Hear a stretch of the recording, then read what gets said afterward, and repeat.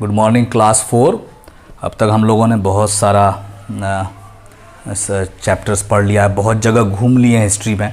Egypt घूम लिए हैं, ग्रीस घूम लिया हमने, उसके बाद रोम भी घूम लिया। रोमुलस की स्टोरी कितनी मज़ेदार थी। ग्रीस में ट्रॉय की स्टोरी थी।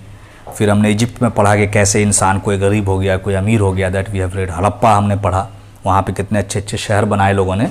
अब हम लोग इस चैप्टर 6 पे जो पढ़ने जा रहे हैं, जिसका आपको रीडिंग वीडियो सर ने शेयर कर दिया है, दैट इज़ चाइना। ठीक है ना, इसको चाइना पढ़ेंगे। हिंदी और उर्दू में चीन बोलते हैं, नहीं इंग्लिश में ये चना नहीं बोलिएगा आप इसको। दिस इज़ चाइना, चीना भी नहीं बोलना है इसको, चाइना। ओके, तो चाइना के बारे में यहाँ लिखा हुआ द लैंड ऑफ कन्फ्यूशियस। आप अभी चाइना के बारे में क्या जानते हैं? अभी जितनी भी चीज़ बनती है, चाहे वो ओरिजिनल हो चाहे डुप्लीकेट हो, वो सब मैक्सिमम चाइना से आती है। आप देख लिए, चाइनीज़ रस्सी आती है, चाइनीज़ कांठी आता है, क्या क्या नहीं आता है, चाइनीज़ मोबाइल्स आता है। तो अब बहुत सारा चीज़, मैक्सिमम चीज़ें, दुनिया का प्रोडक्शन हाउस है अभी, production house of the world, production house of the world है राइट नाउ। तो इस स्टोरी में हम लोग, ये जो आज की स्टोरी है, आज जो हम लोग स्टोरी ले रहे हैं, उसमें हम लोग कहानी पढ़ेंगे। ये तो अभी का चाइना है। अब हम लोग चाइना की कहानी पढ़ेंगे कि चाइना जैसे रोम कैसे बना वो हम लोगों ने पढ़ लिया, ग्रीस कैसे फॉर्म हुआ वो हम लोगों ने पढ़ा। तो चाइना कैसे फॉर्म हुआ, चाइना का नाम चाइना कैसे पड़ा, चाइना में कौन कौन से लोग हुए हैं पुराने लोग, जैसे वहाँ पे हमने होमर पढ़ा है, वो रोमुलस पढ़ा, और वो Troy, prince of Troy and all that we have read, Pheidippides पढ़ा। तो यहाँ पे कौन से लोग हुए हैं, कैसे लोग हुए हैं, चाइना का समाज कैसा था, और हम लोगों को क्या क्या फ़ायदा हुआ चाइना से। तो हम लोगों को सबसे बड़ा फ़ायदा जो है चाइना का जो है, ये तो हम लोग चाय पीते हैं, चाय टी। तो 4500 ईयर्स अगो, आज से 4500 साल, 4000 साल पहले पहली बार चाइना में चाय पी गई थी। उसकी कहानी है इसमें थोड़ा सा मैं आपको सुना दूंगा चाय की कहानी। तो वहाँ चाय पी गई थी और बहुत इंटरेस्टिंग कहानी है। और वो चाय जो है फिर अंग्रेज़ों ने पी और फिर हमारे पास भी आई। अब अररिया में आप जहाँ जाइए वहाँ चाय पानी चलता है। तो चाय इज़ ऑल्सो चाइनीज़। राइटिंग जो है हमारी, writing was first invented in China. Writing भी चाइना की इन्वेंशन है, ये भी हम लोग यूज़ करते हैं। उसके बाद हम लोग एक कपड़ा पहनते हैं, गर्ल्स वगैरह ज़्यादा पहनती हैं, सिल्क का कपड़ा, इसको रेशम बोलते हैं। इसका भी ब्रीडिंग, उसके कीड़ा होता है रेशम का, उसके मुंह से जो निकलता है उससे हम लोग फाइबर बनाते हैं, और वो जो है उससे हम लोग कपड़ा बनाते हैं। काफ़ी सॉफ्ट कपड़ा होता है। तो पूरी दुनिया में सिल्क भी यहीं से फैला है। फिर सिल्क रूट, वो रास्ता ही हो गया जहाँ से सिल्क जाता था, सिल्क फाइबर। तो ये 3 चीज़ तो पूरी दुनिया में यूज़ हो रहा है। अभी तो सारा सामान चाइनीज़ ही यूज़ होता है। तो ये जो है हम लोग, चाय भी हम लोग चाइनीज़ है, इंडियन नहीं है। राइटिंग भी हम लोग जो लिखना शुरू किए, it was first invented in China. Silk भी फर्स्ट ब्रीड करना लोगों ने, उससे कि इससे भी धागा बन सकता है, उससे कपड़े बन सकते हैं, ये भी चाइना में शुरू हुआ।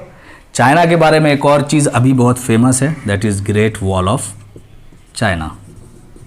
चाइना में एक बहुत बड़ी दीवार है, 2000 किलोमीटर लंबी। यहाँ से दिल्ली तक चले जाइए उतनी बड़ी दीवार है, उससे भी बड़ी दीवार है, उससे भी आगे तक वो दीवार है। वो अभी भी है, बहुत पुरानी दीवार है, उसके बारे में भी पढ़ेंगे। उन सबसे पहले चाइना में एक बहुत इंपॉर्टेंट टीचर हुए हैं, बहुत बड़े, जिसका नाम था कन्फ्यूशियस। बहुत अच्छे टीचर हुए हैं, उसके बारे में थोड़ा सा हम लोग पढ़ेंगे। उसके बाद टी हम लोग पढ़ेंगे, राइटिंग पढ़ेंगे, सिल्क पढ़ेंगे, चाइना का नाम चाइना कैसे पड़ा, ये हम लोग शॉर्ट में इस वीडियो में देखेंगे। रीडिंग वीडियो आपको सर शेयर कर रहे हैं, वर्ड मीनिंग भी सर ने शेयर कर दिया है।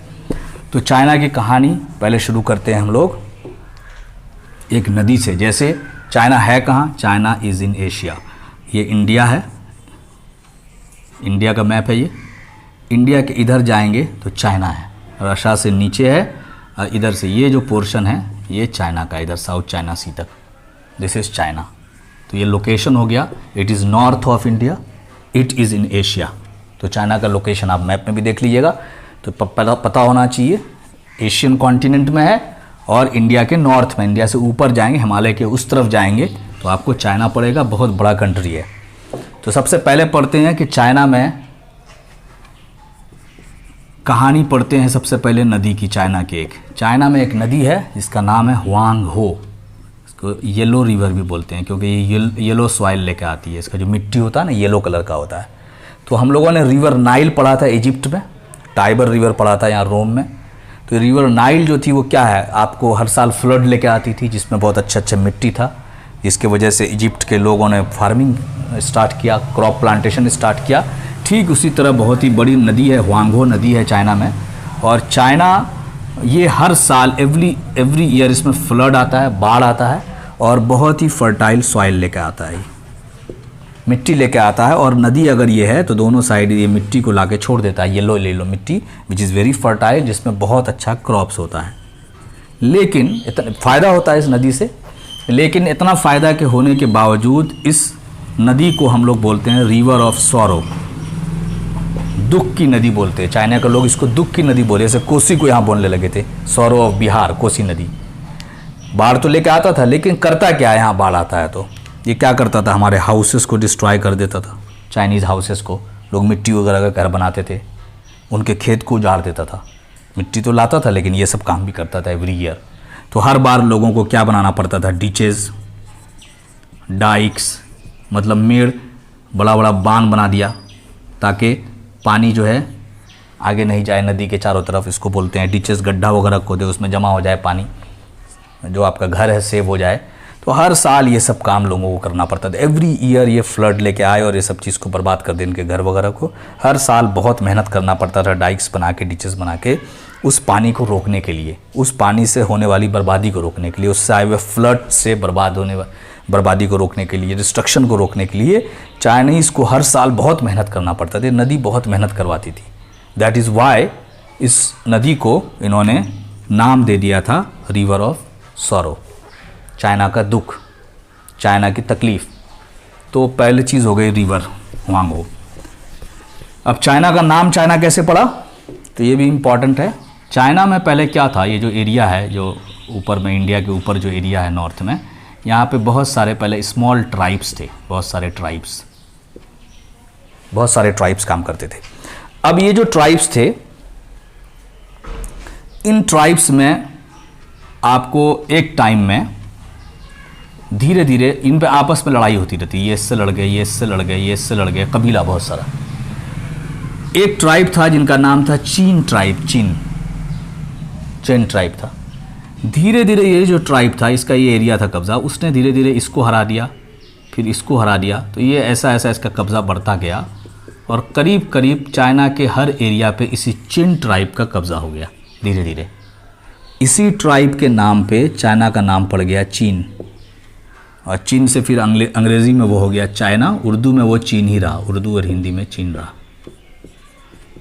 ठीक है, तो कैसे नाम पड़ा, there was a tribe, there were many tribes, one tribe was Qin, it conquered and captured territories of other tribes, maximum, most of the, सारा नहीं किया था, मैक्सिमम कर लिया था। तो धीरे धीरे इसने पूरे एरिया पे कब्जा हो गया। तो इस ट्राइब के नाम पे ही पूरे एरिया का नाम चीन ट्राइब पड़ गया।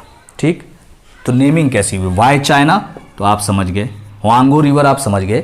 अब हम लोग आते हैं इसके टीचर पे, उसके बाद हम लोग आगे चलेंगे। कन्फ्यूशियस बहुत ही इंपॉर्टेंट है। Who was Confucius, why is he remembered still. Confucius इसको बोलना है, कन्फ्यूशियस, कन्फ्यूशियस स्पेलिंग भी आप देख लीजिए।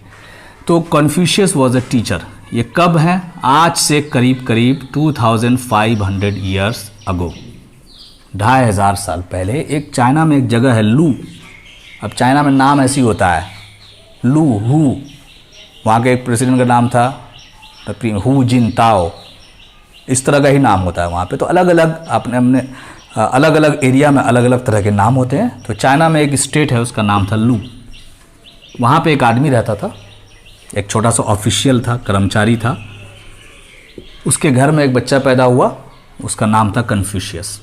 तो इन ए स्टेट ऑफ लू, जब ये 3 साल का हुआ कन्फ्यूशियस, 3 years ओल्ड, तो इसके फादर जो थे, जो लू में काम करते थे सरकार के, लू के गवर्नमेंट में, उनका इंतकाल हो गया, एक्सपायर्ड, डाइड। ठीक, 3 years।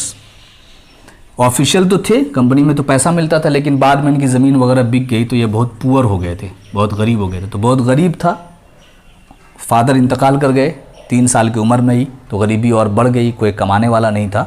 तो बहुत अर्ली लाइफ में काम करना पड़ा, स्टार्टेड वर्किंग अर्ली। ये बच्चा जो है, इसको जल्दी ही काम करना पड़ा, लेकिन इसने काम का बहाना नहीं बनाया ही कंटिन्यूड हिज स्टडीज, पढ़ाई भी इसने जारी रखा। क्या क्या सीखा इन्होंने? इन्होंने रीड करना सीखा, राइट करना सीखा, लिखना पढ़ना, मैथ्स एंड ऑल दैट सीखना। इस बच्चे ने काम भी करता था और मेहनत से पढ़ाई भी करता था, क्योंकि काम इसलिए करता था कि घर में पापा नहीं थे, कोई कमाने वाला नहीं था, लेकिन पढ़ाई नहीं छोड़ा था क्योंकि आगे बढ़ना था इसको। तो बहुत मेहनत से पढ़ाई करता था और अल्टीमेटली पढ़ते पढ़ते फिर इसको पैसे की कमी होने लगी तो ट्यूशन देने लगा। स्टार्टेड टीचिंग अदर स्टूडेंट्स,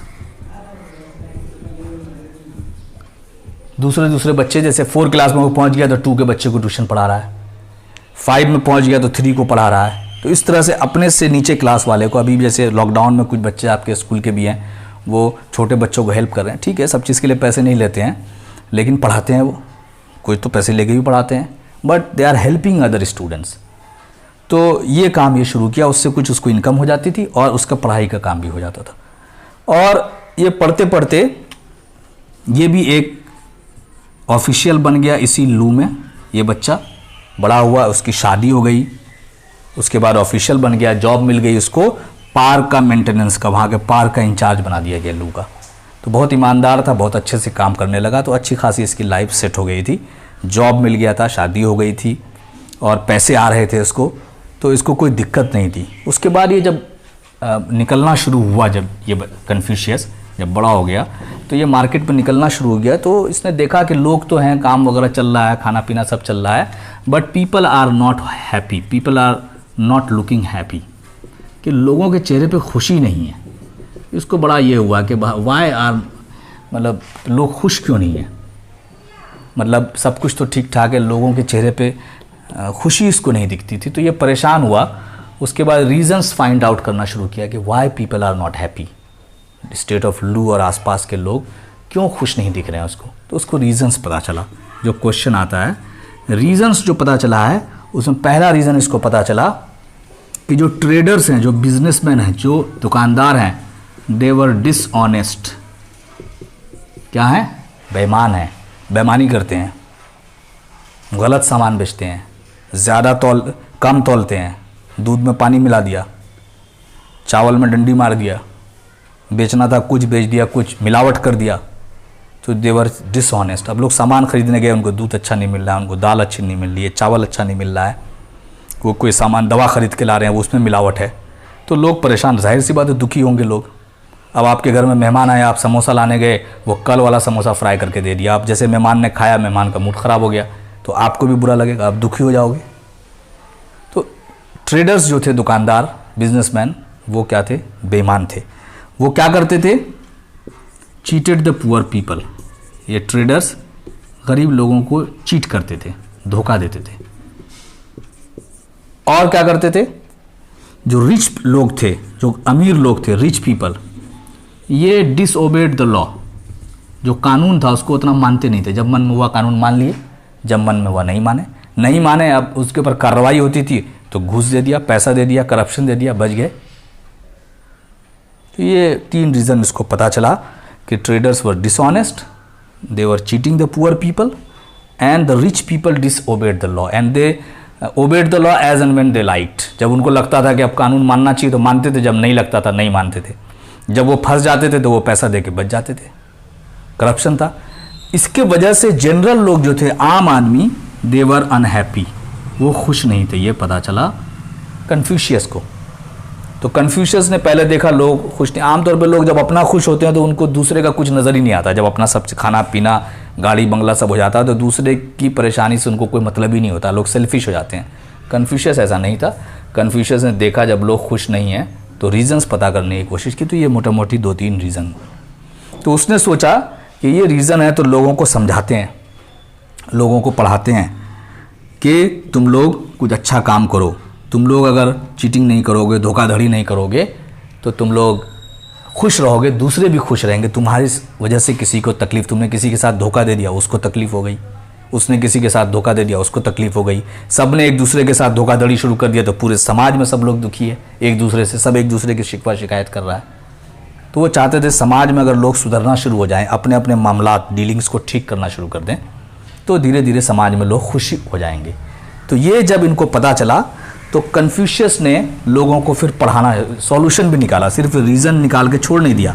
फिर ये सॉल्यूशन इनको लगा कि लोगों से बात करते हैं और लोगों से बोलते हैं कि आप जो इम्प्रूव कर सकते हैं कीजिए। ट्रेडर से बात करते हैं, उनको बोलते हैं चीज़ों को आप ठीक कीजिए।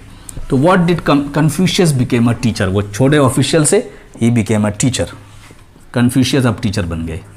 लोगों का दुख देखकर उनको लगा कि मुझे कुछ करना चाहिए, तो ही स्टार्टेड टीचिंग। तो वो क्या टीच करते थे? How to lead a better life, अच्छी ज़िंदगी कैसे बिताएं। How to lead a happy life, अच्छी ज़िंदगी, खुश ज़िंदगी कैसे रहें, कैसे खुश रहें। तो उन्होंने कुछ रूल्स बनाया कि हम लोगों को खुश रहने के लिए क्या क्या करना चाहिए। तो उन्होंने एक स्कूल खोल दिया ये पढ़ाने के लिए, यंग मैन को, सिर्फ बच्चों को नहीं पढ़ाते थे। Started school to teach all this things, ये सब पढ़ाने के लिए उन्होंने स्कूल खोला। और स्कूल में उन्होंने क्या पढ़ाया? स्कूल में 3-4 चीज़ उन्होंने पढ़ाना शुरू किया। पहला ये पढ़ाया कि you have to do your duty as good as you can. पहला चीज़ ये पढ़ाया। ये क्वेश्चन आता है कि क्या क्या बताया उन्होंने देखा कि लोग जो है ना आमतौर पे ड्यूटी नहीं कर रहे हैं। जैसे जिसकी टीचिंग की ड्यूटी है वो टीचिंग नहीं कर रहा है, वहाँ जाके भाषण दे रहा है, वहाँ जाके गप कर रहा है। स्कूल में ड्यूटी है पढ़ाने की, बच्चे आ रहे हैं नहीं रहे हैं उसको कोई मतलब नहीं है, सरकार उसको पैसे दे रही है लेकिन वो पढ़ा नहीं रहे हैं, इसका मतलब ड्यूटी नहीं कर रहा है।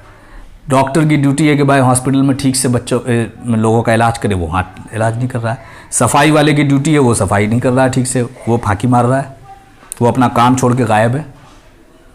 तो ऐसा वो बहुत जगह देखा उसको कि लोग ड्यूटी नहीं कर रहे हैं ठीक से, लेकिन पैसा पूरा ले रहे हैं, पैसे के लिए हंगामा भी कर रहे हैं, but they are not performing their duties well, ठीक से नहीं कर रहे हैं। जिसको सफाई का सफाई छोड़ दिया है, जिसको मेंटेनेंस का जो लॉ एंड ऑर्डर है वो छोड़ दिया, ट्रैफिक का जाम लगा हुआ है। तो पहला चीज़ उनको लगा कि समाज में लोगों के मन से ड्यूटी का वो निकल गया, ड्यूटी अपनी नहीं करते हैं ठीक से, अपना जिम्मेदारी को नहीं समझते हैं। उन्होंने लोगों को बोला कि आप अपनी ड्यूटी को जितने अच्छे तरीके से कर सकते हैं कीजिए, do your duty as good as well as, जितनी बेहतर तरीके से आप ड्यूटी को कर सकते हैं उस सर्कमस्टेंसेस में, उसको आप करने की कोशिश कीजिए। तो लोगों का दुख कम होगा। अगर ट्रैफिक पुलिस ठीक से काम करने लगेगी तो लोगों का थोड़ा सा दुख कम होगा, डॉक्टर अच्छे से इलाज करने लगेंगे, थोड़ा सा दुख कम होगा, टीचर्स अच्छे से पढ़ाने लगेंगे गप करने के बजाय, तो लोगों का दुख कम होगा।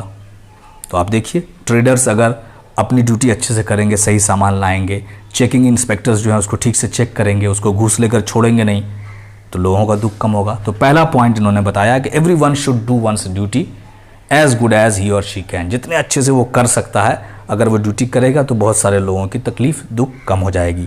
नंबर 2 उन्होंने देखा कि घर में जो है हस्बैंड वाइफ में बहुत झगड़ा होता है, हस्बैंड वाइफ में बहुत झगड़ा है, तो रूल्स बना दिया उन्होंने हस्बैंड वाइफ के लिए।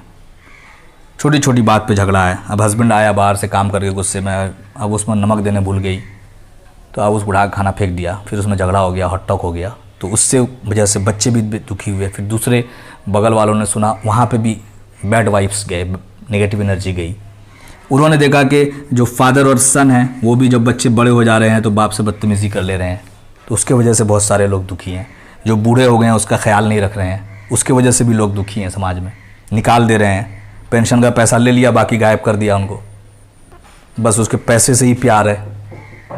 तो इन्होंने देखा कि ये 3 प्रॉब्लम है, तो बोला कि तुम अच्छे से ड्यूटी करो। हस्बैंड वाइफ के लिए रूल बना दिया, फादर के लिए रूल बना दिया, लोगों को स्कूल में सिखाना शुरू किया, यंग पीपल को, you should do all this things, people started doing all this things.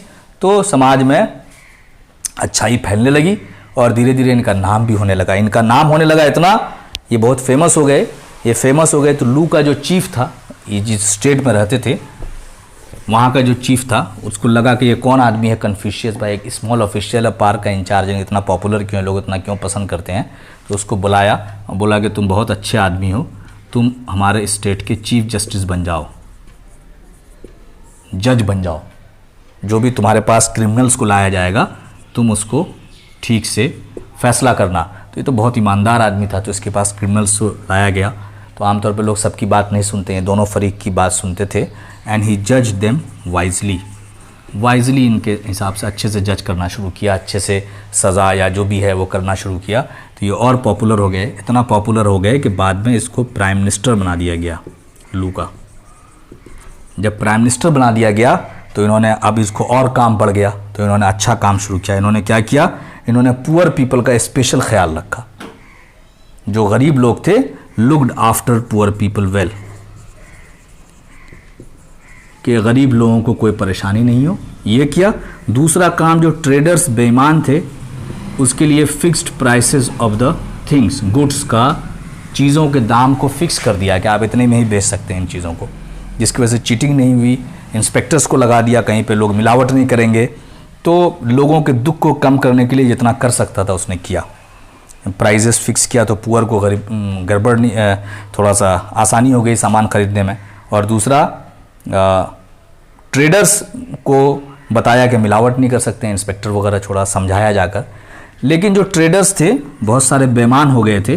वो ट्रेडर्स का उनका मुनाफा कम हो गया। वो अभी पता नहीं क्या क्या बेच रहे थे, 1 किलो दूध को 5 किलो दूध बना के बेच रहे थे, और क्या क्या मिलावट कर रहे थे। वो चावल में वो कंकड़ मिला के बेच रहे थे। तो उनको घाटा होने लगा। जितना फ़ायदा, घाटा तो नहीं हो रहा था, जितना फ़ायदा पहले वो कमा रहे थे उतना फ़ायदा नहीं हो रहा था। तो उन लोगों ने इसके ख़िलाफ़, कॉन्फ्यूशियस के ख़िलाफ़ कॉन्स्पिरेसीज़, कॉन्स्पायर करना शुरू किया, चाल चलना शुरू किया। जो प्रीमियर था, जो लू के स्टेट का हेड था, उसके कान भरने शुरू किए और इनको प्राइम मिनिस्टर के ऑफिस से इतना ज़्यादा कान भरा कि उन्होंने बोला कि आप प्राइम मिनिस्टर का पोस्ट छोड़ दीजिए। तो बहुत गुस्सा हुए कन्फ्यूशियस। ठीक है, बोले ठीक है, कोई दिक्कत नहीं है, मैं तो यहाँ कोई पैसा कमाने आया नहीं था, लोगों के काम करने के लिए आया, तो मैंने काम किया। अब आपको पसंद नहीं है तो ठीक है। तो आम लोगों को बहुत पसंद थे, लेकिन ट्रेडर्स की कॉन्स्पिरेसी की वजह से इनको हटना पड़ा। ये बाद में हट गए, नॉर्थ चाइना गए और वहाँ पर इन्होंने स्कूल लोगों को पढ़ाना शुरू किया और पढ़ाते रहे। और उनकी जो टीचिंग्स हैं, उनके जो इम्पॉर्टेंट वर्ड्स हैं, वो अभी भी बहुत फेमस है। आप नेट पे भी खोजिएगा, बहुत सारे टीचिंग्स मिलेंगे। चाइना में उनका टेम्पल्स मिलेगा और उनकी टीचिंग्स अभी भी लोग, he is still very much popular in China. 2500-3000 हज़ार साल पहले के आदमी, अभी भी उनका बहुत रेलिवेंस है चाइना में। तो ये कन्फ्यूशियस हो गया। अब हम लोग दूसरा पार्ट आते हैं, जो नेमिंग हुआ है चाइना का। उस नेमिंग के बाद चिन ट्राइब ने जो कब्ज़ा किया, तो अब फिर ये फैला कहाँ। तो चिन ट्राइब का एक बहुत बड़ा एक रूलर हुआ है, उसका नाम है हुआंगटी। इसके बारे में थोड़ा सा पढ़ लेते हैं। तो चिन ट्राइब ने सबको कब्ज़ा किया और फिर उसी से नाम बना चाइना। उसी ट्राइब का एक रूलर था हुआंगटी। इसने कुछ मेजर चेंजेस किया चाइना में। जो भी एरियाज़ रह गए थे टू बी कॉन्कर्ड, मैक्सिमम को तो चिन ट्राइब के इससे पहले के रूलर थे, उन्होंने कब्ज़ा कर लिया था। कुछ एरिया रह गए थे, some areas were left. It was those areas were conquered bye,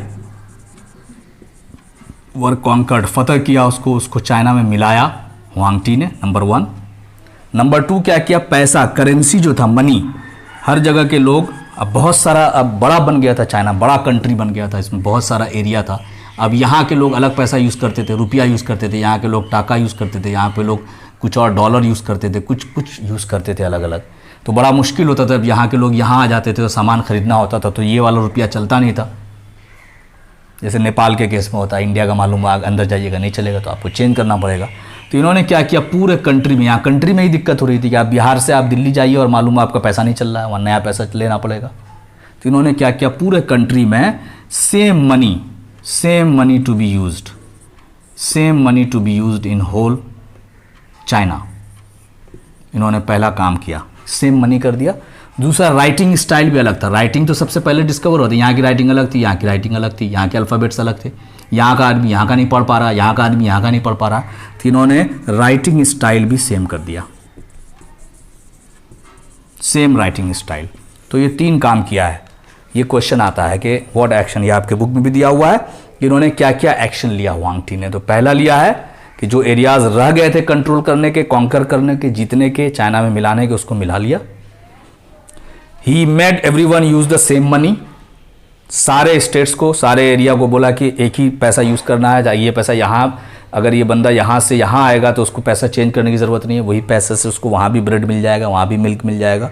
तीसरा, राइटिंग स्टाइल सेम कर दिया ताकि यहाँ का आदमी जो लिखे वो यहाँ का आदमी पढ़ पाए, यहाँ का आदमी जो लिखे वो यहाँ का आदमी पढ़ पाए। तो ये 3 मेजर किया। उसका चौथा काम किया इन्होंने, इसी ने एक काम किया है, ग्रेट वॉल ऑफ चाइना। अब ग्रेट वॉल ऑफ चाइना का क्या प्रॉब्लम है, नॉर्थ साइड में चाइना में बहुत बड़ा कंट्री है चाइना। अब ये नॉर्थ साइड में जो है, यहाँ से इधर से आपका ये जो है ईस्ट कोस्ट है चाइना का, ठीक है, इधर साउथ चाइना सी वगैरह है, इधर आपका गोबी डेजर्ट है, ठीक है। अब ये नॉर्थ साइड से इधर से ट्राइब्स आते थे उधर से, और ये चाइना में घुसते थे, यहाँ पे विलेजेस को आग लगा देते थे, सेट फायर, और सामान लूट के फिर वापस हो जाते थे। तो बहुत बड़ा बॉर्डर है, 2400 किलोमीटर का एरिया है, इतना बड़ा एरिया है, नदी नाला पहाड़ है सब। तो बहुत मुश्किल हो रहा था हुआंगटी को कंट्रोल करना इन लोगों को। इसकी सोल्जर्स जाते थे, मार के भगाते थे, फिर घुस जाते थे। तो हुआंगटी ने सोचा कि क्या किया जाए, कुछ परमानेंट सोल्यूशन निकाला जाए। उसने बोला कि एक काम करते हैं, यहाँ से यहाँ तक एक दीवार ही बना देते हैं, बड़ी सी मोटी सी। आप समझिएगा, वो आप देखिएगा पिक्चर में भी, ये दीवार मतलब ऐसा नहीं है कि कहीं ज़मीन है पतली सी और उस पर बना दिए।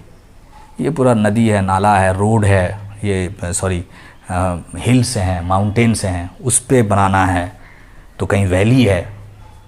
तो ये दीवार बनाने का सोचा और उसने दीवार बना दिया। ये one of the wonders of the world है, इतनी लंबी दीवार अभी भी है। When you go to China, make it a point to visit this wall. ये बड़ी सी दीवार और मोटी सी दीवार, चौड़ी सी दीवार बनाया, इसी को बोलते हैं ग्रेट वॉल ऑफ चाइना। अभी भी है, बहुत लंबी दीवार है, और ये हुआंगटी के टाइम में बनी थी। ईस्ट कोस्ट से गोबी डेजर्ट तक पूरा फैली हुई है ये दीवार। तो अब इस दीवार का कुछ कुछ पॉइंट्स है जो मैं आपको लिख देता हूँ। क्यों बनी है, व्हाट वाज द रीज़न? क्योंकि नॉर्थ साइड से ट्राइब्स आते थे जो चाइना में लूट खसोट के आगे चले जाते थे। उनसे रोकने के लिए, उन हमलों से बचने के लिए पूरे नॉर्थ साइड में एक दीवार बनाया इसने। अब इस दीवार का क्या क्या पॉइंट है? तो पहला, ये दीवार का स्प्रेड कहाँ से कहाँ तक फैला है पूछा जाता है। तो गोबी डेजर्ट से ईस्ट कोस्ट तक फैला हुआ है, ठीक है, ये दीवार फैली हुई है। नंबर 2, कितने किलोमीटर लंबी है, लेंथ कितनी है, इसकी लंबाई कितनी है, 2400 किलोमीटर अप्रॉक्स, थोड़ा कम बेश है, ठीक है। नंबर 3, हाइट कितनी है इसकी, हाइट ऊंचाई कितनी है, 6 मीटर ऊंचाई है, ठीक है ना, 6 मीटर। तो ऊंची दीवार है, छोटी सी दीवार नहीं है, ऊंची दीवार है। उसके बाद उसमें क्या है, और उस दीवार काफ़ी चौड़ी दीवार है, उस दीवार के ऊपर है रोड, एक रोड है on top of the wall. पतली सी दीवार नहीं है, ये चौड़ी दीवार है, इतनी है कि यहाँ गाड़ी सब आ सकती है, यहाँ कार वगैरह जा सकती है। ऐसी दीवार है पूरी, जिस पे ऊपर में रास्ता बना हुआ है दीवार के ऊपर। सोचो कितनी मोटी होगी वो। उसके बाद उसमें क्या है, टावर्स है, बीच बीच में towers on the walls, towers, ऐसा ऐसा टावर्स बना हुआ है बीच बीच में, और इसमें रहने के लिए रूम है। अभी टावर्स ऊपर बना हुआ है, तो यहाँ पे फौज रहती थी बीच बीच में, और ये देखती रहती थी कि नॉर्थ से कोई आ तो नहीं रहा है, और जब आते थे तो ये लोग यहाँ से निकल कर हमला करते थे। टावर्स में सोल्जर्स रहते थे, उसके सोल्जर्स, तो ये दोनों काम करते थे, towers on the wall for soldiers. ये हुआंगटी के सोल्जर्स रहते थे जो देखते थे, ऊपर ऊंचाई पे था तो नॉर्थ से कोई, ये दीवार के बीच बीच में टावर्स है बहुत सारा, बीच बीच में गेट्स भी है, बीच बीच में दीवार में गेट भी है। गेट है कि कभी किसी को इधर निकलना हो, यहाँ के लोगों को जाना हो इधर, तो कैसे जाएंगे, तो ये बड़ा बड़ा वुडन गेट्स है। किस चीज़ का गेट है, वुडन गेट्स है, लकड़ी का गेट है, studded with nails, studded with nails. उसमें क्या लगा हुआ है, मोटा मोटा ये लोहा ठोका हुआ है, कांटी, मोटा मोटा, पुराने घरों में होता है पहले, ताकि कोई उसको काट नहीं पाए, तोड़ नहीं पाए। तो ऐसे गेट्स हैं इसमें, टावर्स हैं, ये दीवार है, इतनी लंबी दीवार है। बना हुआ किस चीज़ का है, पहले स्टोन्स का बना था, ऐसे इरेगुलर स्टोन्स और मड, अर्थ का बना हुआ था, मिट्टी का। बाद में ब्रिक्स जब बना तो इसको ब्रिक का बनाया गया, और वेल कट स्टोन्स, अच्छे अच्छे स्टोन्स मिलकर इस वॉल को बनाया गया। तो this wall is still there. तो इसका सारा पॉइंट्स लिखने आता है, इस पर नोट लिखने आता है, write a note on the Great Wall of China, you have to write all this points. ये आपको याद भी होना चाहिए, आपके बुक में भी दिया हुआ है, यहाँ भी मैंने आपको बता दिया है। अब हम लोग आ जाते हैं लास्ट, इसका जो पार्ट है दैट इज टी, चाय। तो एक वहाँ पे एक किंग हुआ है शेन्नुंग। शेन्नुंग क्या करता था, ये आपको आपके बुक में भी दिया हुआ है, पेज नंबर 41 में। शेन्नुंग बॉइलिंग वाटर मंगाता था नहाने के लिए, पीने के लिए, बॉइलिंग वाटर। तो एक बार बॉइलिंग वाटर मंगाया, तो जो बॉइलिंग जहाँ पे कर रहा था पानी, जिस कढ़ाई में वो बॉयल हो रहा था, एक बार उसमें कुछ पत्ता उड़ता हुआ गिर गया, कुछ लीव्स गिर गया ऐसे। तो वज़ीर लेके आया उसके लिए पानी। उसने वो पानी जो पिया तो उसको बड़ी खुशबू आई पानी में। अगले दिन वज़ीर को बोला उसने, अपने प्राइम मिनिस्टर को, अपने हेल्पर को, कि पानी लेके आओ। तो बॉइलिंग वाटर लेके गया। तो बोला नहीं कल जैसा लाए थे। अब उसको समझ में नहीं आया कल कैसा पानी लाए थे। तो कल उसने देखा कि अरे कल तो उसमें पत्ता वत्ता गिरा था 5-6, उसको हम निकाल के फिर राजा को दे दिए थे। तो ये सोचा कि चलो वही वाला डाल के देखते हैं, शायद वही मांग रहा हो। तो अगले दिन वो पत्ता वत्ता डाल के लेकर गया। राजा बोला हाँ यही वाला। तो अब डेली तुम ऐसा ही लाना, क्योंकि इस पत्ते में बहुत खुशबू है, ये पानी में बहुत खुशबू ला देता है। तो अब राजा जो है हर दिन वही खुशबू वाला वो पानी, वही बॉयल वाटर था, उसमें बस पत्ता डला होता था, और वो पत्ता निकाल के वो खुशबू आ जाती थी, वही लेने लगा। तो बाद में वज़ीर को और महल में लोगों को पता चला कि राजा कोई पत्ता है, वो पत्ता सूखा उसमें डलता है ना, गिरता है, और वो गर्म होता है तो राजा वही पानी पीता है। तो सारे लोग जो हैं वो भी, क्योंकि राजा पीता है तो और भी लोगों ने ट्राई करना शुरू किया। फिर धीरे धीरे ये फेमस होने लगा। फिर वहाँ पे बाद में ट्रैवलर्स आए बाहर, उन्होंने देखा कि अगर ये पत्ता है, एक प्लांट है जिसके इसमें बहुत खुशबू आती है जब इसको बॉइलिंग वाटर में डालते हैं, तो वो लोग लेकर गए अपने साथ। तो ये धीरे धीरे पूरे चाइना में फैला। फिर ये पत्ता जो है, इसका प्लांट्स है, ये यूरोप में चला गया, ब्रिटेन में चला गया। उन लोगों को बहुत अच्छा लगने लगा तो वो लोग पीते थे सिर्फ। बाद में चीनी वीनी तो बाद में डाला, पहले लोग ऐसे ही पीते थे उसमें। फिर वो इंडिया आए तो यहाँ पे दार्जिलिंग, आसाम वगैरह में वो पत्ता लेकर लगाया उन्होंने, प्लांट्स लगाया, क्योंकि चाइना बार बार जा नहीं सकते हैं। तो यहाँ पर आकर प्लांट लगा, और यहाँ पे फिर अंग्रेज़ों ने चाय पीना शुरू की, फिर हम लोगों ने चाय पीना शुरू की। तो आप देखिएगा कि अब हज़ारों तरह की पत्तियाँ हैं, वो एक्चुअली पत्ती है, लीव्स है, टी लीव्स।